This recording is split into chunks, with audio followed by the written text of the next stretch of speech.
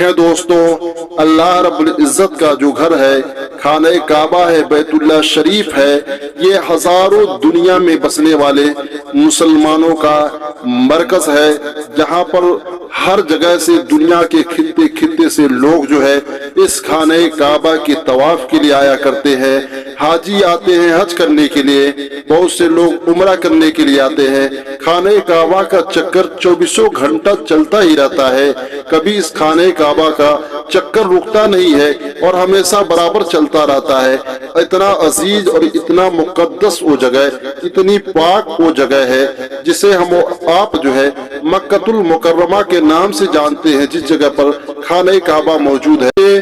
22 تاریخ کو یعنی اگست کے مہینے میں مکۃ المکرمہ کے اندر بہت ہی بھیانک طور پر آندھی اور طوفان آیا، جو ساتھ ہی ساتھ بارشوں کے ساتھ آیا۔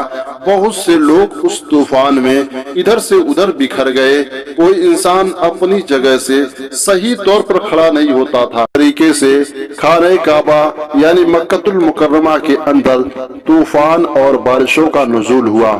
پیارے دوستوں، آپ جو ہے اس ویڈیو میں دیکھ کر کے سمجھ سکتے ہیں کہ کتنا بڑا یہ طوفان تھا۔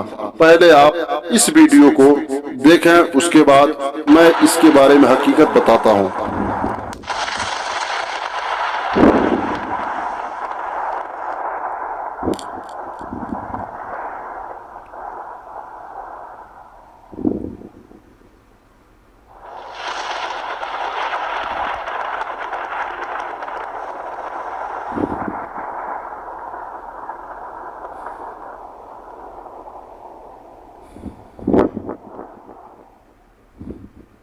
پیارے دوستوں، جیسا کہ آپ نے یہ ویڈیو دیکھا، جو کتنی ہی تیز کڑکتی ہوئی یہ بجلیاں دکھائی دے رہی تھی۔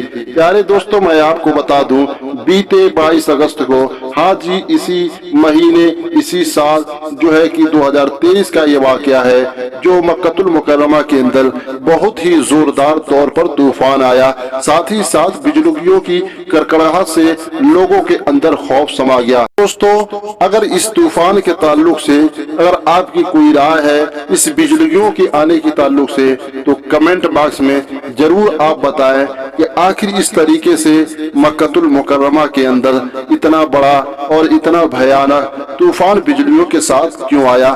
ضرور کمنٹ میں بتائیں۔ السلام علیکم ورحمۃ اللہ تعالی وبرکاتہ۔